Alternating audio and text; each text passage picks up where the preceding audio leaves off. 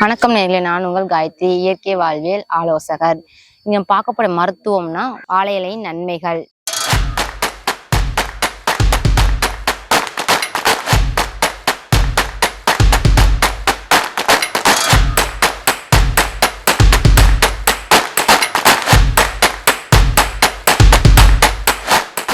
வாழை இலை நம்மளை வாழ வைக்கும் இலை. வாழை இலையில polyphenol, anti oxide, carotene, vitamin C போன்ற சத்துக்கள் இருக்குது. இப்போ விசேஷ வீட்டில் வாழை மரம் கட்டுவது உண்டு. அது அழகுக்காண்டி வைக்கிறது இல்லை. இப்போ தீ விபத்து போன்ற விபத்துகள் ஏற்பட்டுச்சுன்னா அந்த தீ விபத்தை குணப்படுத்த இந்த வாழை இலைய அந்த காயங்களுக்கு மேல கட்டணும்னா அந்த எரிச்சல் குறையும். விசேஷ வீடுகள்ல எதிர்பாராம விஷப்பூச்சிகளால் தாக்கப்பட்டவங்களுக்கு இந்த வாழை இலை சாறும் வாழை தண்டு சாறும் கொடுக்கலாம். அம்மா அப்பா தாத்தா பாட்டி காலத்துல எல்லாம் வாழை இலையில சாப்பாடு போடுவாங்க.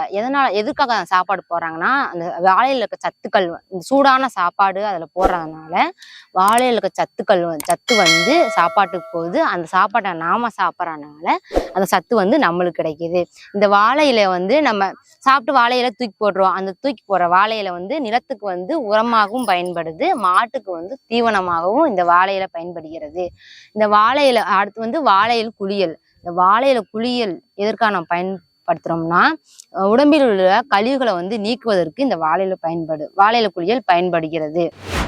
ராஜ உறுப்புகளான கல்லீரல், மண்ணீரல், நுரையீரல், இதயம், சிறுநீரகம் போன்ற உறுப்புகளிலிருந்து வரும் கழிவுகளை நீக்குவதற்கு இது பயன்படுது.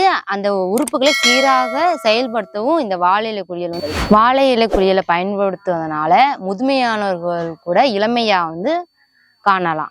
என்ன நண்பர்களே, இன்னைக்கு நான் பார்த்த வாழை நன்மைகள் உங்களுக்கு பிடிச்சிருக்குன்னு நான் நம்புறேன்.